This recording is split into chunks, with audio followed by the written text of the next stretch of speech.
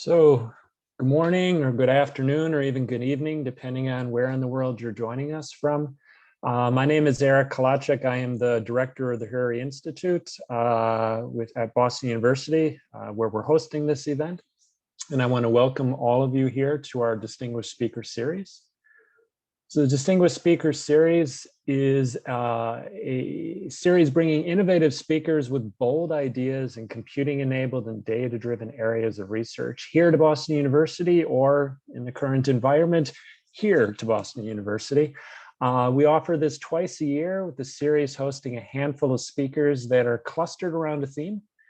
They speak individually, and then they gather together in a panel later to talk as a group. This concept was developed and organized by our Hurry Institute Junior Faculty Fellows. And I have a special thanks to our Junior Faculty Fellows, Professor Jennifer Balakrishnan and Professor Elaine Nsweezy, for coordinating this particular series. The Hurry Institute in general is dedicated to leading integrated initiatives in research and technology development. It targets a broad set of disciplines at the nexus of computational and data sciences. We're there to help groups converge through computation and transform. We have strengths in artificial intelligence, software engineering, collaborations with external groups, and emphases on things like privacy and cloud as well. Types of things that we end up producing here at the university are a product of the fantastic faculty that we have working with us. Everything from looking at contact tracing to stem the spread of coronavirus, to examining implications of security and privacy on which messaging apps you choose, all the way to characterizations of conservation efforts across the entire US. We have an amazing group of people working with here, and we have an amazing group of speakers that have chosen to join us for this series, right? This series has a very particular mission. It's around AI and inequalities. The potential for AI algorithms to induce or exacerbate inequality is now well recognized. The Hurry Institute here is bringing these three speakers together because they're people at the forefront of creating change, right? All the speakers will speak individually, as I said.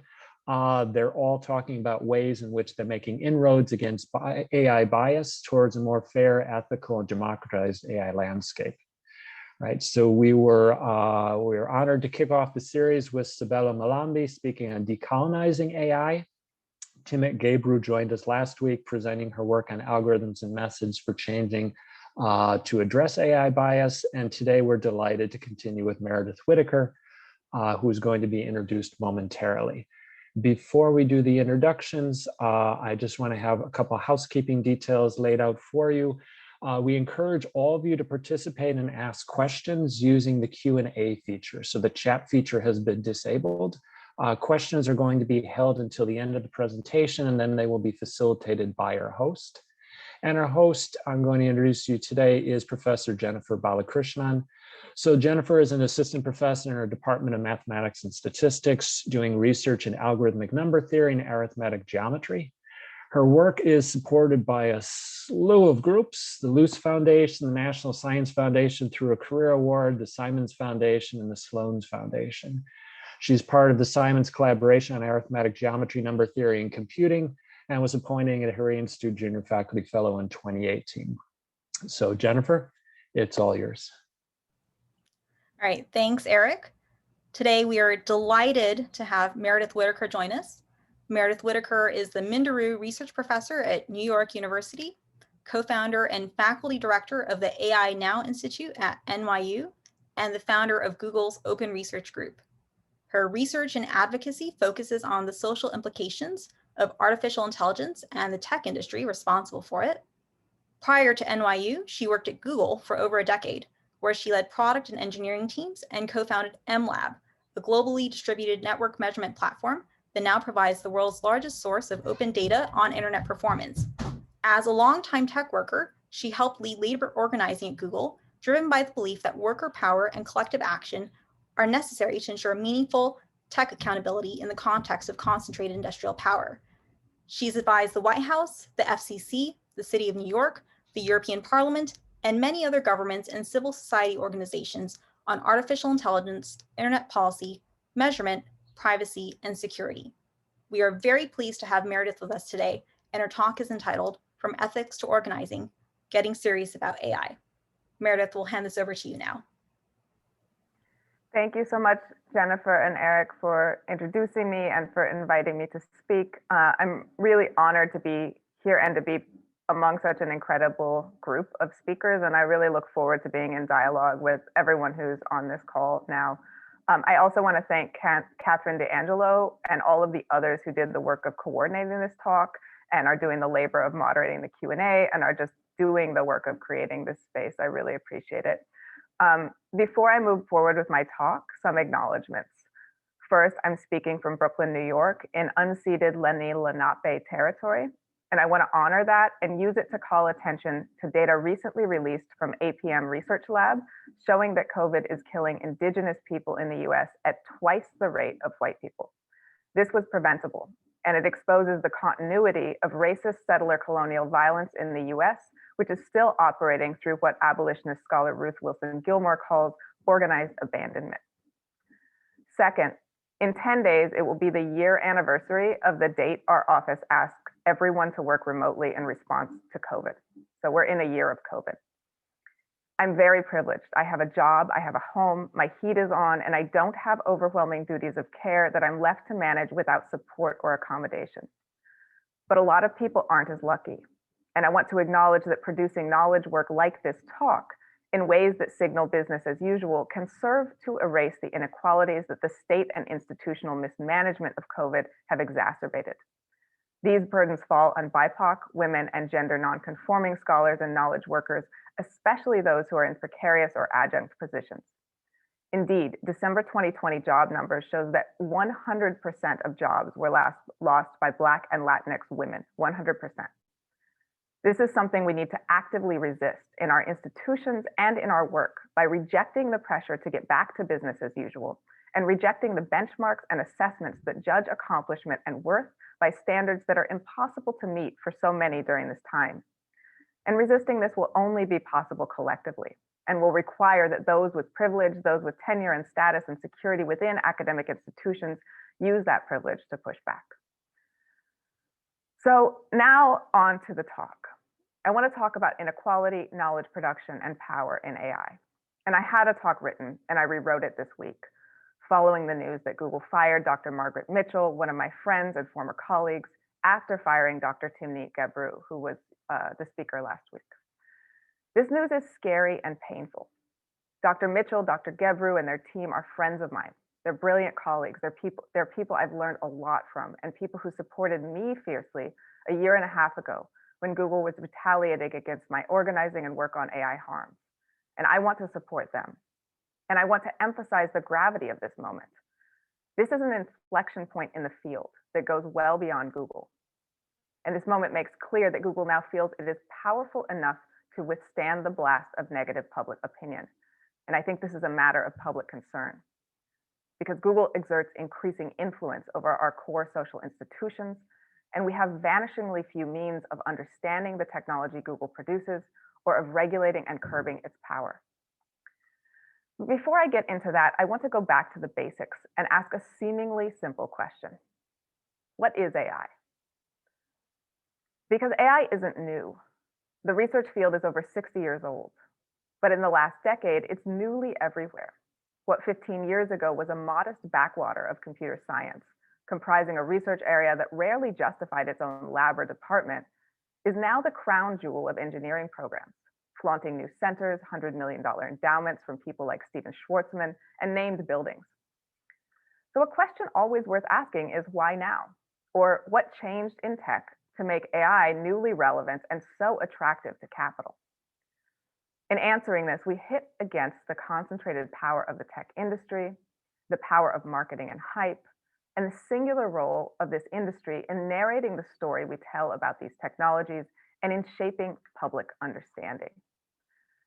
The technological breakthroughs that propelled the current AI gold rush, from DeepFace to AlphaGo to GPT-3, are all contingent on the vast power and resources of the current big tech business ecosystem. It's no accident that all of these came out of corporate environments linked to big tech companies. They could not exist without the affordances in these spaces.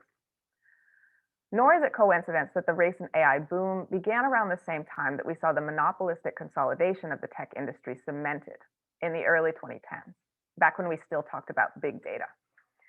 Indeed, the AI technologies at the core of this current AI gold rush are in many cases old. LSTM was first proposed 26 years ago. And as I'm sure you know, convolutional neural nets were introduced in 1980, with Jan LeCun's work using backpropagation techniques for image recognition dated all the way back to '89. So it was 32 years ago that the fundamentals of modern machine vision were established. Of course, there have been advances and tweaks between then and now, but suffice it to say these fundamentals were in place well before the early 2010s. However, until recently, the resources necessary to commercialize and scale these techniques didn't exist. So when we talk about AI, we need to talk about concentrated power masquerading as technological innovation. And this concentrated power is in the hands of a few corporations driven by the imperatives of racial capitalism. Right now, there are only 6 companies in the Western context with the means to create AI at scale. These companies have 3 things simultaneously. First, they have vast computational power, proprietary chips and supercomputing clusters effectively unavailable to those outside. Second, they are rich. They can afford to pay Steph Curry salaries to scarce and highly trained technical experts who develop machine learning models. And third, they have massive amounts of data thanks to their surveillance business models, the kind and quantity of data that it's almost impossible to get without vast and pervasive market reach. This may seem surprising, given that there are many AI startups and university AI programs. Surely they also create AI? But as those of you in this realm know, if you scratch the surface, those startups and universities are almost all licensing infrastructure from Amazon, Microsoft, Google, and maybe IBM. And they're scrambling for data, which is extremely hard to come by, and the quantities needed for the trendiest forms of machine learning without a surveillance business model already scaled and in place. So now we turn to the university, because this is one of the reasons that elite computer science departments have become increasingly closer to big tech. A growing number of university computer science departments rely on these companies for the funding and infrastructure needed to produce so-called state-of-the-art AI research. Just as these companies are relying on universities to produce attractive workers, trained in answering the kinds of research questions that are most valuable to companies. And this isn't hidden, it's extremely overt. Indeed, earlier this week, University College London announced a Facebook PhD program in which students will, quote, spend time both at their universities and at Facebook, which they claim will offer students access to, quote, academic research informed by practical constraints. And practical constraints here, we must assume, are defined by Facebook's business model. Professors also split their time. The press release noted that, quote, several of our Facebook AI Research London researchers have dual affiliation at University College London. And this is a very common practice. Indeed, it's what I took advantage of when I wanted to split my time between NYU and Google, and no one batted an eye. Now, this doesn't mean that the students doing this work are puppeteered by shadowy Facebook execs, or that Facebook weights the scales in any evidenced way, but it does mean that the frame of inquiry is at least in part set by Facebook. The questions it's possible to ask, and it's rewarded for asking, the infrastructure is available to ask them, and the community of practice with whom scholarship is built is all already within the frame of Facebook. And it's not just University College London or Facebook. Indeed, Caltech invited Amazon Web Services researchers and staff to make its campus their home, literally placing a kind of corporate office at Caltech, boasting that, quote, Pasadena will host part of the Amazon Web Services computer vision science team, which is creating new algorithms to infer properties of the physical world from images. Pietro Perona, who's dual affiliated at both Caltech and Amazon, was the architect of this program, in which Amazon committed millions of dollars in funding for students alongside Amazon Web Services credits, which provide access to the infrastructure needed to train models and compete in the cutthroat struggle to get papers accepted at top conferences, and thus to succeed by the standards of the field. MIT also hosts Google workers on its campus in a similar arrangement.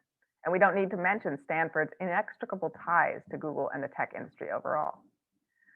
Now, this is a dynamic that scholars Mohammed and Mustafa Abdallah explored in their recent paper titled The Gray Hoodie Project, Big Tobacco, Big Tech, and the Threat on Academic Integrity. In this paper, they compare the history of tobacco's influence over public knowledge and the regulatory landscape shaped by that knowledge to the tactics now used by big tech.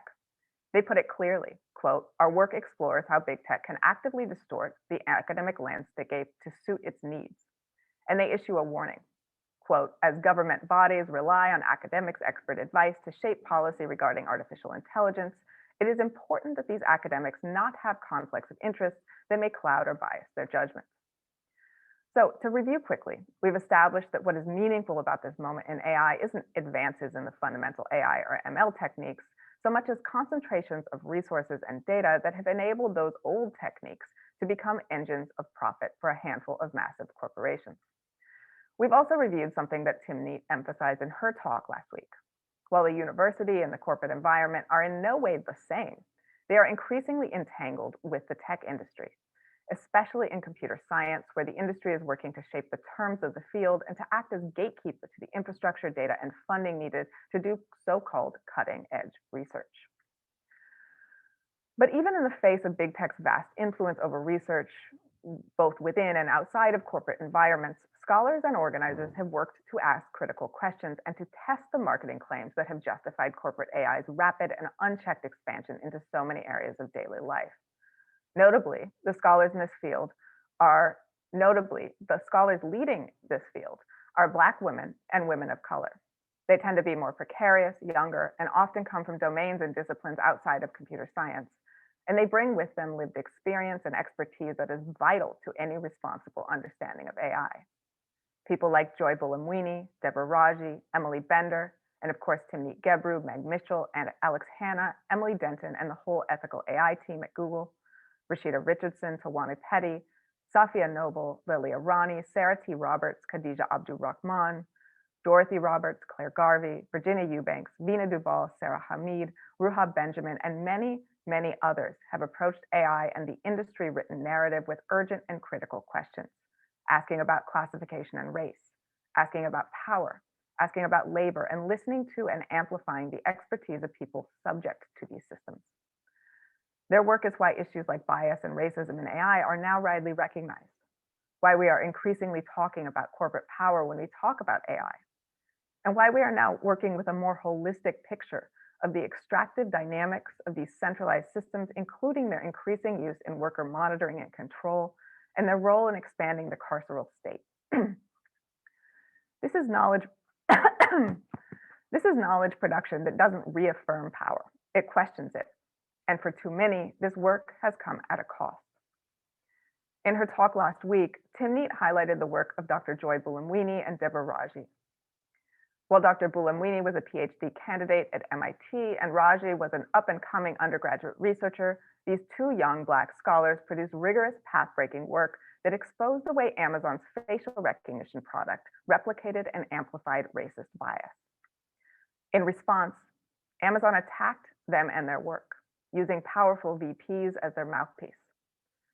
The company deployed dishonest and condescending arguments to imply that Buolamwini's and Raji's scholarship was flawed. Now, for those of us familiar enough with these technologies, it was clear that Amazon was wrong and making arguments in bad faith. But these arguments weren't addressed to us.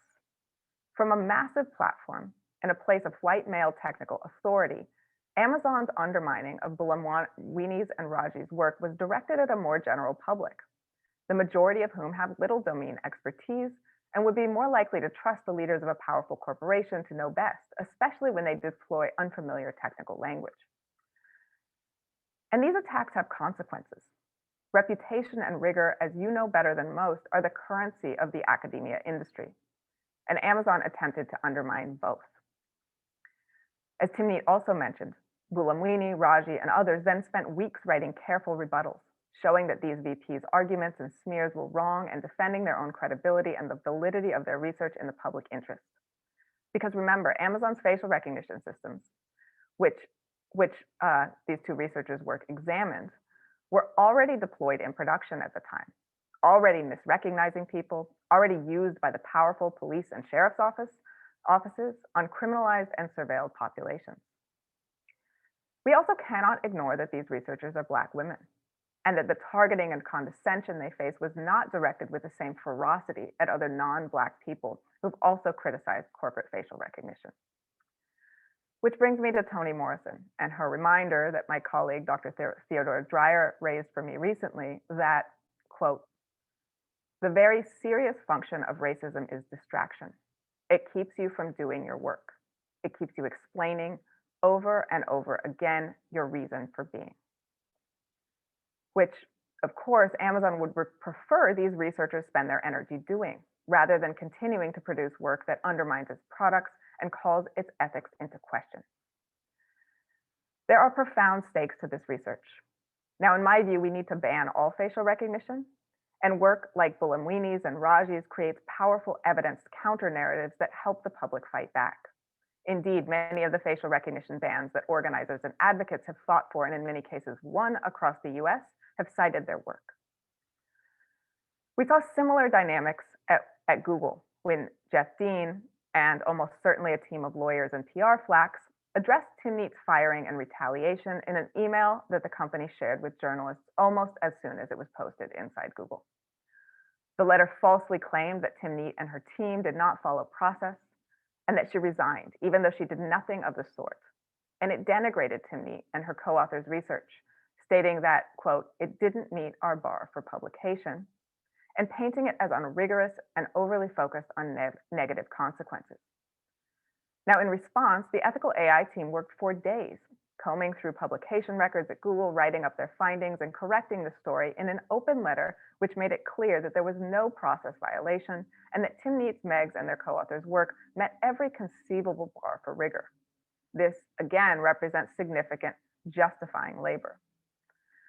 But it didn't stop the trolls. Based on these specious and public assertions, a horde of angry men and bots, helmed by people like Pedro Domingos, have persistently attacked Tim Neat, Meg, and their supporters, sending threats, racist messages, showing up and harassing people at talks, and even emailing people's partners and friends. Sadly and unsurprisingly, again, these attacks have been most vicious against Black women, and sadly, too few in the AI community have spoken out against this behavior. While we don't know how these attacks are being coordinated or by whom, we need to understand targeted harassment as a tactic, not a spontaneous accident. Indeed, it's a tactic that has been used in the past by tech companies against critics and researchers. In the lead up to the Prop 22 vote in California, Uber sponsored coordinated harassment against Nicole Moore, Vina Dubal, and other vocal organizers and researchers who were standing with app-based workers. Investigative journalist Dara Kerr showed that Uber hired MB Public Affairs, a right-wing firm that specializes in these tactics and that worked to dig up dirt and to orchestrate targeted harassment, including filing false claims against opponents, denigrating their work, and sending troll armies to issue threatening tweets, letters, and even phone calls. Tactics designed to intimidate, traumatize, and silence on behalf of the powerful. So here we see a pattern.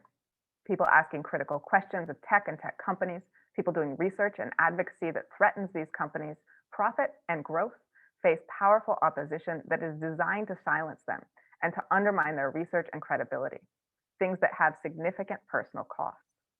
This, even as the knowledge production and research that these people have contributed, presents a body of work vital to the public interest. And given the secrecy with which these firms operate and the obscurity in which these systems are often deployed, this work provides some of the few sources of critical information available to the public and to regulators. We owe these researchers a debt of gratitude and our unflagging support. Now, I want to mention that this kind of denigration, gaslighting, and discrediting isn't reserved only for people who challenge power through research and knowledge production. We also see these patterns in the institutional treatment of people who call out racism, misogyny, and harassment. The people naming the problem become the problem, as scholar Sarah Ahmed has said. This is a connection we need to center, because of course, in addition to their research, Tim Neat and her team were also working to combat a highly toxic and racist environment. This is something I can personally testify to. They were fighting not only to be able to do their work, but to shift the organization in ways that would allow for others to do their work as well. April Curley was a star recruiter at Google, who single-handedly increased the company's Black engineering hiring from historically Black colleges and universities by 300%. She was similarly targeted and ultimately fired from the company for naming racism and racist hiring practices. As she puts it, quote, "Because of my adamant advocacy for Black and brown students to be fairly and justly considered for roles at Google, I experienced active abuse and retaliation from several managers who harassed me and many other Black women. This abuse included one manager stating that Curley's Baltimore accent was a disability that she should be forced to disclose when meeting people outside the company. Something that, in addition to all of the rest, paints April as deficient as the problem." Again, here we see the pattern. And my friend Claire, who along with me and many others helped organize the Google walkout in 2018, where we protested structural racism, misogyny, and economic inequality at the company, experienced a similar dynamic. Google retaliated against her and many other organizers. And after she made a retaliation claim, she was contacted by HR, who told her that the solution was for her to take a medical leave, even though she wasn't sick. Now, this seems strange, but after hearing stories of mistreatment from hundreds of other victims of racism as part of collecting these in our organizing, we began to see an extremely cynical pattern.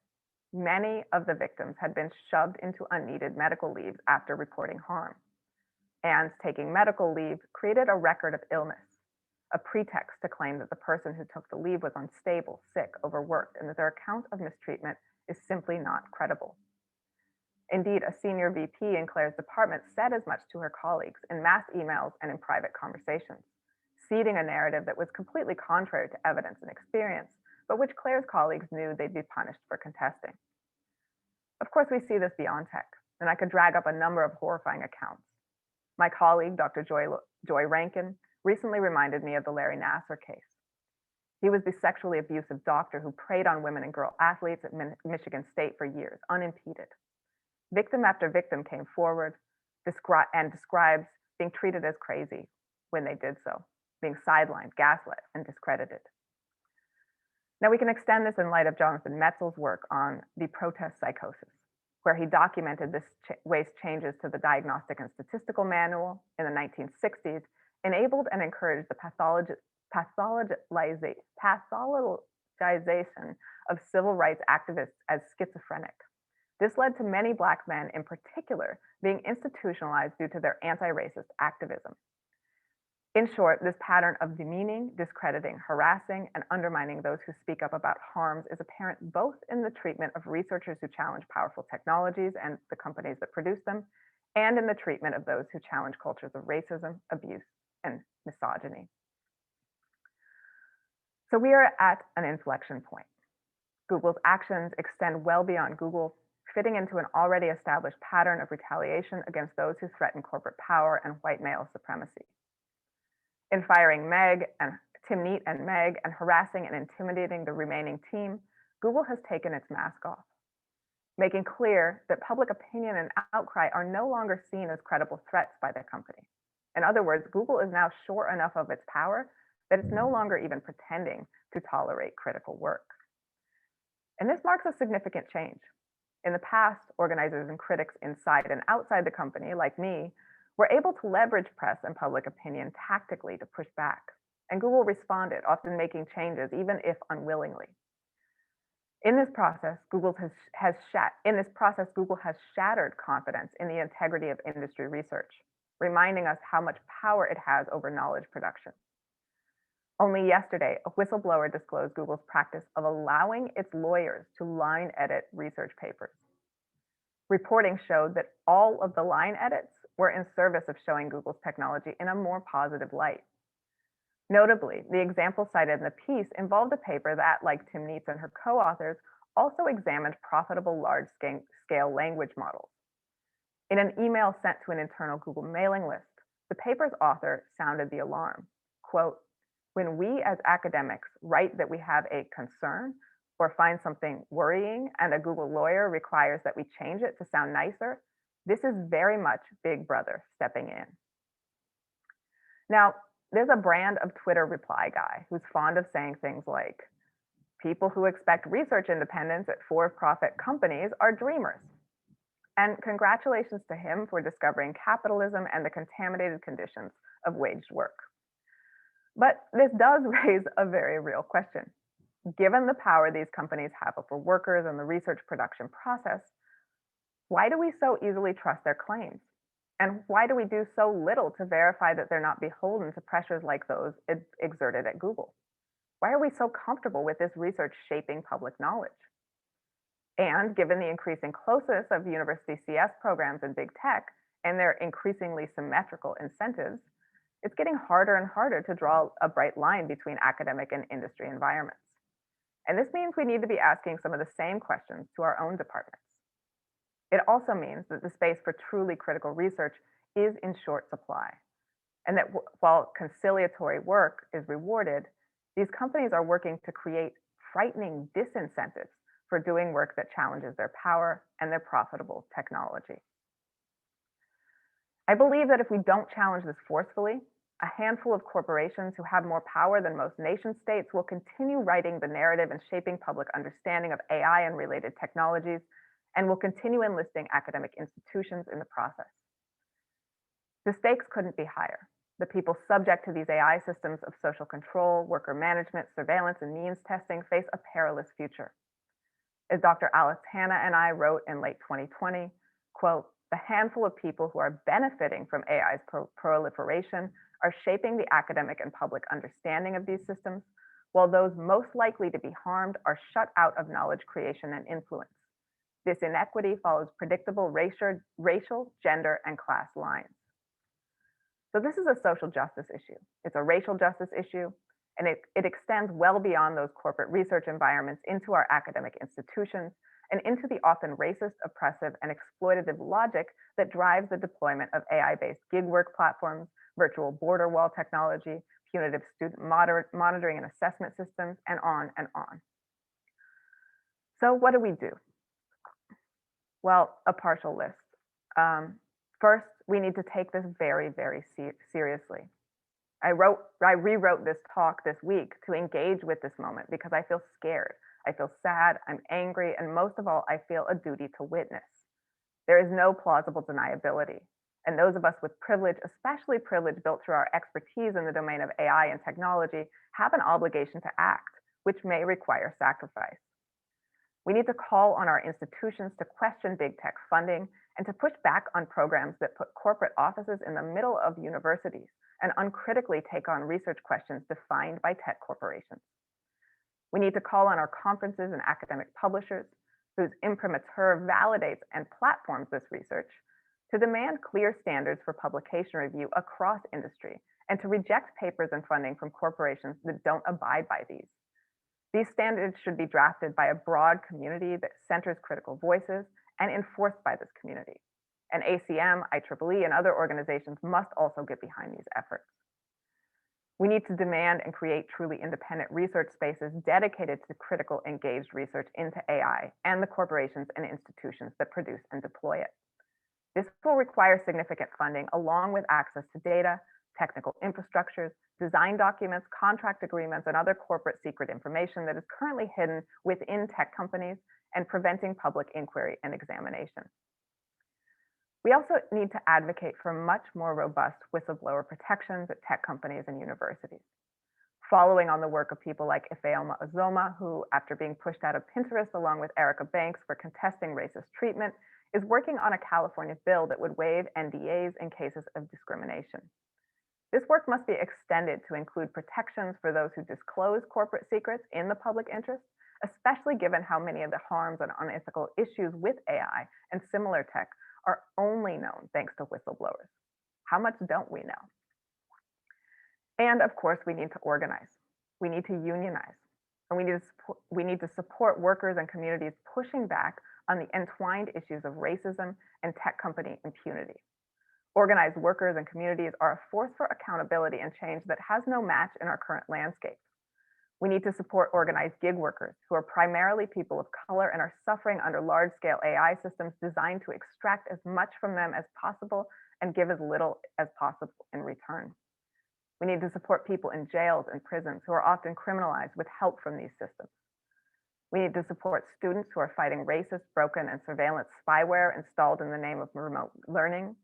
We need to support sex workers, who are often the first to suffer from punitive tech company terms of service and malformed legislation like Sesta Fosta, which pushes their work into the shadows and makes it much more dangerous. Of course, we need to support organized tech workers, Amazon warehouse workers and drivers and content moderators and the workers who label the data for machine learning systems, and the white collar workers who are moving to form coalitions and unions that point to being able to take on these massive corporations. And we, as researchers and academics, need to organize. Yes, all of us, all of you. We need to demand freedom in our research and freedom from the corrosive control that big tech is working to exert over knowledge production.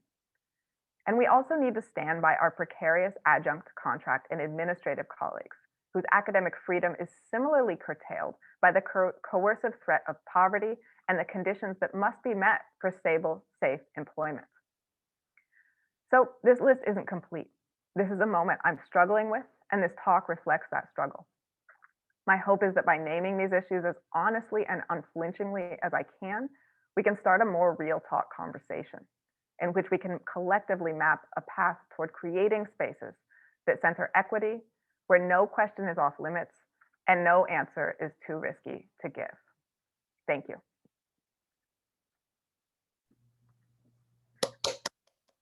Well, thank you very much, Meredith, for the excellent talk. We have a number of questions now, and I'd like to encourage everyone to submit their questions via the Q&A. So our first question is from Ed, and he asks, if concentrated power is being masked as tech innovation, what holds the media back from reporting on this to the general public? And in what way does this power impact how tech is discussed in the media? I mean, I think there are a lot of factors here. I think one of it is that we have about 20 years of the marketing departments of these companies sort of writing the narrative of tech.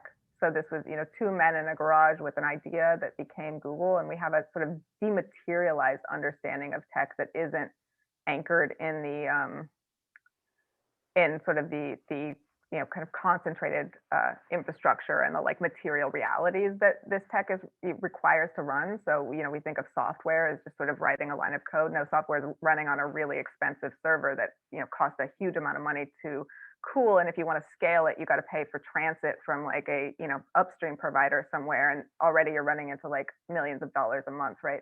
And this, again, the need for this infrastructure. So I don't think we tell a clear story about tech. And I think we have conflated a kind of like there's a way in which there's a narrative that have conflated like understanding of computational knowledge with intelligence. And I think a lot of people feel scared to be wrong, right? Feel scared to question this. And that, I can talk about my experience going through the tech industry, but you can see how easily like senators and Congress people are neutralized by like throwing out like some jargony CS term. And I think, I think there is, I don't have a clear answer to that. I think that's part of it, that we need to sort of rewrite a kind of counter narrative that centers, perspectives and experiences that don't necessarily hinge on computer science knowledge. And we also have to recognize like we don't have access to most of this information. These are corporations that hide it behind sort of trade secrecy, right? You can advertise an algorithm as capable of doing a million magical things. You can sell that as a vendor to an institution that will use it. And that institution doesn't have the ability to audit it or test it. The public it's used on certainly doesn't even necessarily know it's being used on them, right? So like how do you map these linkages and begin to understand these questions? And then you have laws like the Computer Fraud and Abuse Act that actually like punishes researchers who try to study these platforms. So there's like a nexus of issues here. But I will say in the last number of years, we've seen more critical journalism, and then you've seen like venture capitalists like blow it out of proportion. Like this is a tech lash, right? So I think that dynamic is emerging, but there are a lot of structural barriers. Thank you. We have a related question from Visak. Can large tech companies ever be trusted to conduct ethical AI research objectively? And if not, who should, and how will they hold the big tech companies accountable? I mean, I don't, like, this is complicated for me because I know a lot of the humans at these companies and I really trust their integrity. I also don't think anyone for a second ever forgets who pays them or like how terrifying it would be to lose health insurance, right? Like we are we are workers.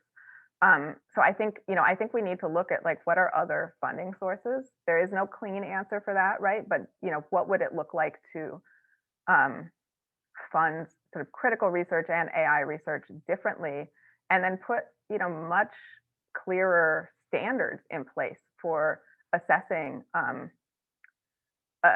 of assessing the conditions of that research, right? Like MC Hammer, who I want to quote forever now, said in a recent tweet, like, when you measure, include the measurer, right? Like what is the context in which these questions are being asked? What does that funding do? And what are the conditions of research? And I think, part of that is making sure that we don't have this, kind of like star academic hierarchy where so many people are so afraid of not getting a job. Like, we need to, raise the bar so that precarity also isn't a factor here. That's an incomplete answer, but I think it's necessary, and we need to like put all of our attention on answering that in a way that's workable. Thank you. So another question. So this is regarding the work of Tim Neat and her co-authors. So the comment is that, well, the work reaches a level of rigor not seen in most academic work. What can be done to highlight systemic attacks on academics who question tech ethics? I'm trying. I mean, I think we have to keep talking about it. And we have, like, what I also want to highlight here is like, it's, this is concerted, right? There's a pattern here. This wasn't sort of a misstep by Google. And we need to sort of, be strategic about kind of preparing for these attacks, right? Like, journalists shouldn't be taking some press release from Google and like publishing it, right? And that means, we may have to question the conditions of the media ecosystem that incentivizes that, et cetera. But like, I think we need to recognize that power retrenches and power attacks those who sort of, pose a threat to it. So, in some sense, this isn't surprising, but like, surprise isn't the part that is infuriating about it.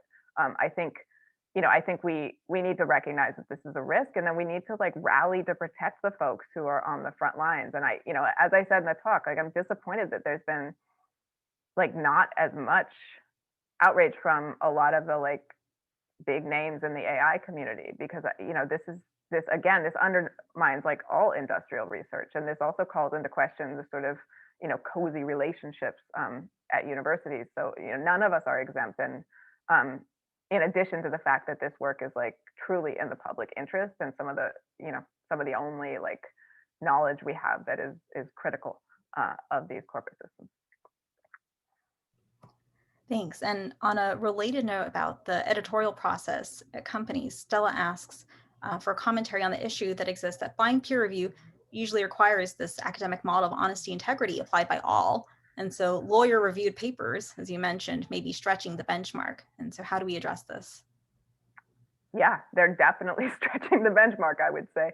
I didn't think I could be shocked. And when I read that yesterday, I was like pretty shocked.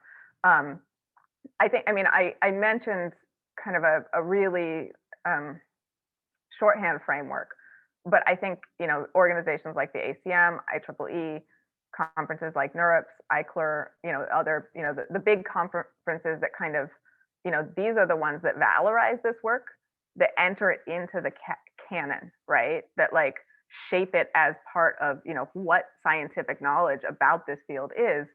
They really need to take a stand, right? And I think, standards that companies should adhere to, there should, honestly, we need like a researchers union here that can, enforce these standards, that can work, across the research field, not just in sort of industrial or academic silos, to make sure these standards are adhered to, and that can, and that can enforce penalties on companies that, or institutions that don't meet these requirements. And I think that's part of the solution, right? Because if people don't have economic safety, if they're in precarious positions, it's like hard to consider this like, like a free libertarian choice, right? But that, that's part of it. Like, we don't have those. And I think what Google did is just kind of expose how much we sort of just trust these, the word of these corporations without any way to verify them. Thank you. So a related question about organizing. So Paul asks, Organizing workers within tech is something quite new for traditional labor organizations. Do you have any advice for labor organizers like the new Alphabet Workers Union or the CWA that could aid them in their attempts to unionize Google?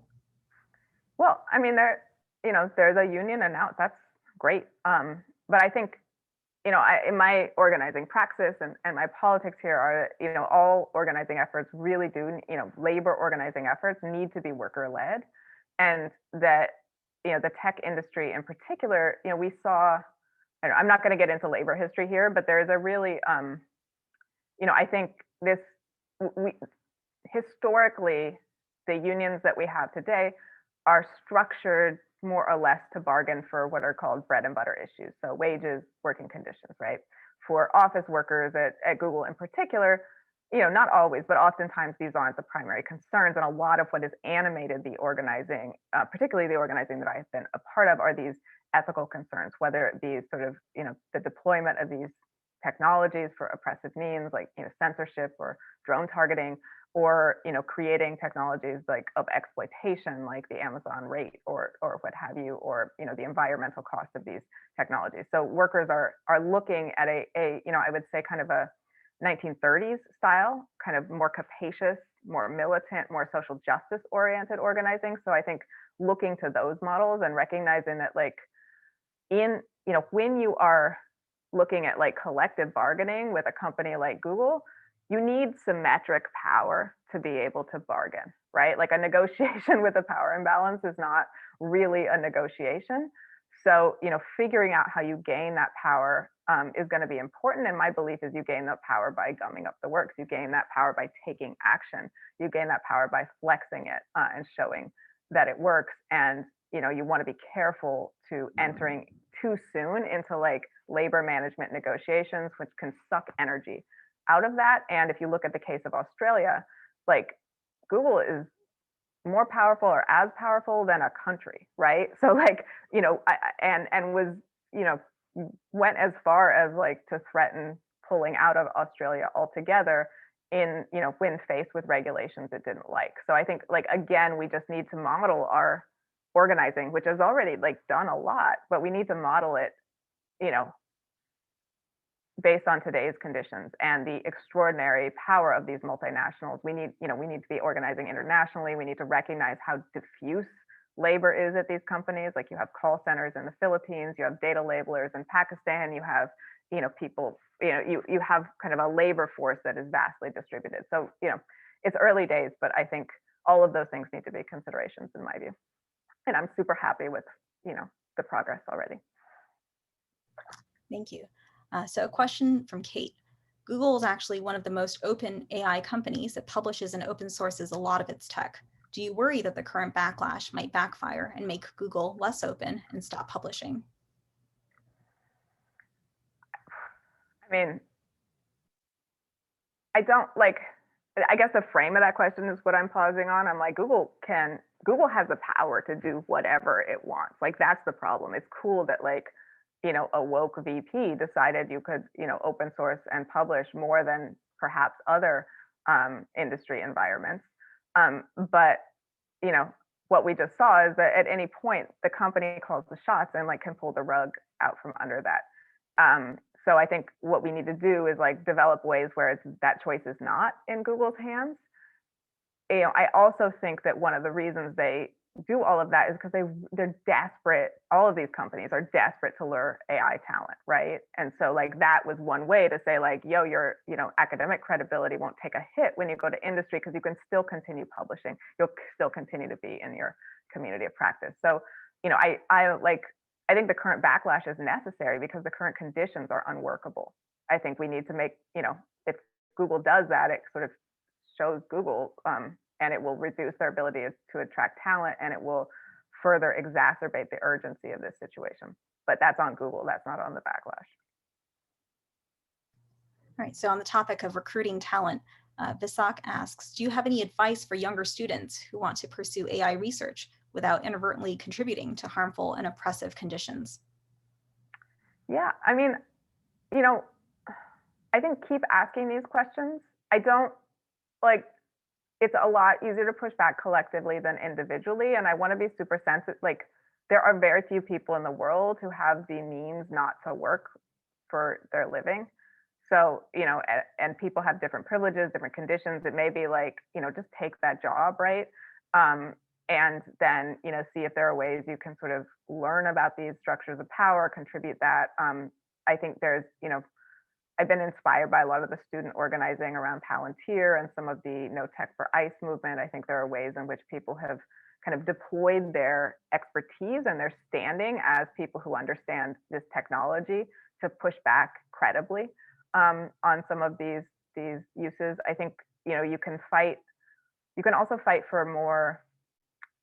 This is like a bad analogy, right? But like chain of title transparency, and by that I mean, if you train a multi-use model, right? A lot of times that model, like some, let's say Amazon's facial recognition model, which shouldn't exist, but let's just use it as an example. That model is then, licensed to many, many different customers for many different uses. And the contracts, that license that are not exposed to the engineers who built it. They're not public, right? Like it's like a secret business transaction, which means that like actually knowing where your work goes is way more challenging than it might intuitively appear to be the case. So there are a number of little leverage points there. And I think just being like aware of this and being willing to sort of stand with folks like to meet when they're being targeted is part of that. But there's no like one size fits all. And I think, I don't want to be prescriptive or, suggest people like sacrifice a paycheck they need to live and health insurance that, sustains them.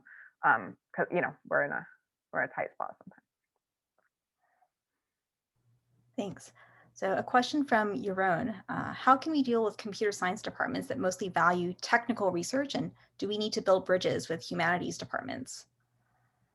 Yeah, I mean, I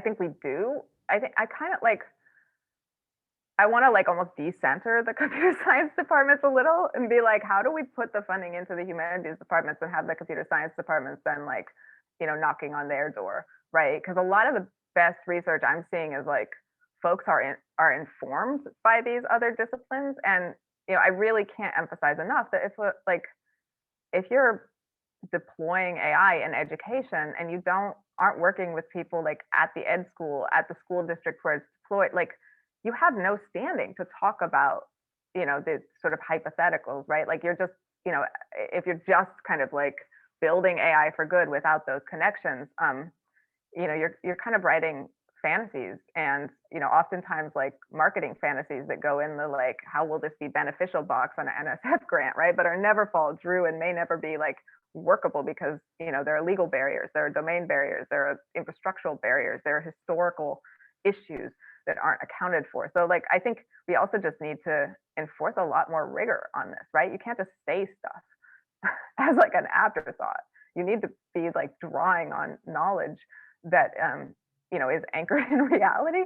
And I think a lot of times you see this sort of dismissiveness towards that kind of knowledge in these departments, and that is reward, right? Like NSF doesn't follow up on those like for good statements, right? No one has ever has their grant withdrawn for it not being true, right? Like so there's a whole incentive structure that I don't want to blame on individuals that has like created the ability to like completely fabricate claims that are require other domains and disciplines and only focus on CS. Thank you. So related to the funding that you mentioned, so there's a question, would government funding for tech R&D be an antidote to other funding sources? So of course, NSF is from the government, but more generally, do you see this as a solution? Of course, government funding also comes with embedded values and ideologies. Yeah, I mean, this gets into the clean money conversation that's like really hard because like, and like Amazon and the NSF partnered on like AI bias grants recently. So you're already like, it's hard because at this point, the government also doesn't have the infrastructure to build AI that these tech companies do, right? Like there is no other, when they're talking about a research platform in the National Defense Authorization Act, which is one of the things they want to create for like democratizing AI, that sounds good until you realize like that's going to be Microsoft or Google or Amazon, right? Like it's still extending the power of these companies. It's not creating an alternative. So that was kind of a sidebar. I think money, money with no strings attached from the government that can work as sort of endowments would be great, especially for critical research that is, if we have something that's like kind of helping inform the FDA on antitrust or what have you, and that is also, ideally we would have regulation that is opening these companies up to scrutiny, because researchers who take a critical stance, who are outside of these organizations, don't have the access to data or the access to sort of the documentation about these systems that others might have. Well, thank you so much, Meredith, for your wonderful talk and this great discussion. It looks like we'll have to wrap up for today. I just wanted to thank everybody for all of the questions. We have so many excellent questions and a number that we didn't get to. So for the ones that we didn't get to, we'll hold them for the panel discussion next week. I was just thanking Jennifer. I was thanking Meredith, certainly first and foremost, for joining us today. There's a tremendous amount of people who are clearly not only interested in hearing what you had to say, but getting involved and understanding what they can do. Jennifer, thank you to you and Elaine for organizing the series. I want to invite everyone to join us next week for the panel discussions. This is Friday, March 5th. It'll go from 12 to 1:30 p.m. Eastern time. We'll have all the speakers join us. We had many more questions than we could answer in all the talks. We will be taking those over the next week and using those to try and inform a set of sort of initial questions and themes that we might try and focus on in the panel. And I want to thank ultimately everyone for coming here on behalf of the junior faculty fellows here at the Hariri Institute. We're delighted that you were able to join us, and we hope you can join us again on March 5th.